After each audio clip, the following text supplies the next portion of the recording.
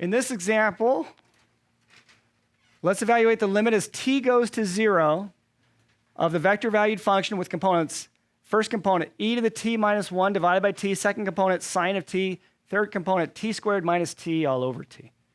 So we know from the discussion above that we have to be able to take the individual limits, right? That this has to equal the limit as t goes to 0 of e to the t minus 1 over t.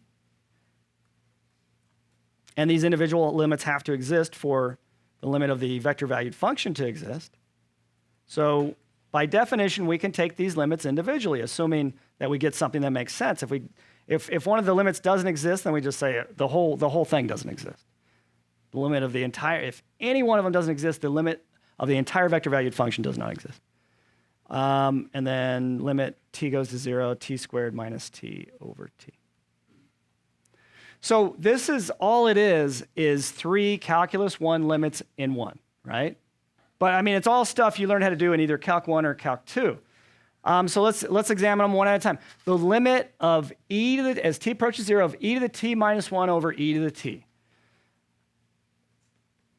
It's an indeterminate form, right? So how do we know it's an indeterminate form? Upon direct substitution, what do you get? You do get 0 over 0. Does everybody agree with that? You plug in 0, e to the 0 is 1, minus 1 is 0, 0 on bottom. So somewhere, I don't care where you put it, but somewhere, put that in there so I know what you're doing, right? Okay. So then we'll come back to the others in a minute. In the next step, okay, using what rule? Good old L'Hopital. Yay, L'Hopital. The limit in that first component will be the same as what? The limit of the derivative of the top, derivative of the bottom, right? So what's the derivative of the top? E to the t, derivative of the bottom, 1. If you want, you could put a little h above this to indicate you used L'Hopital's rule.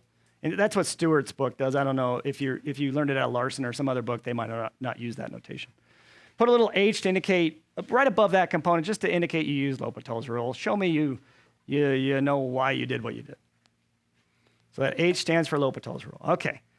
And then we'll evaluate that in the next step, but we can go ahead and direct substitution now, right? What's it going to be? We can do it right now if you want.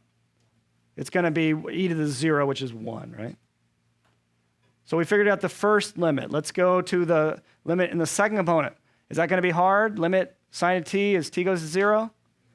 It's just 0. So we had that right there. We'll copy it down right there. Okay. What about that guy, the third guy? Could use L'Hopital's, but that would be redundant. Let's use another way. Factor out of t. This would be the Calc 1 way, right? You could say that this limit of the third component is the same as the limit as t goes to 0. Factor out the t. What's left in the numerator? T minus 1, and then divided by t, gone. And that's the same as well, we could just go right to it, I think. Yeah. So what's the limit as t goes to 0 of t minus 1? Negative 1, there you go. So it really is just 3 Calculus 1 or 2 problems in one. Yay. If you like limits. If you don't like limits, boo.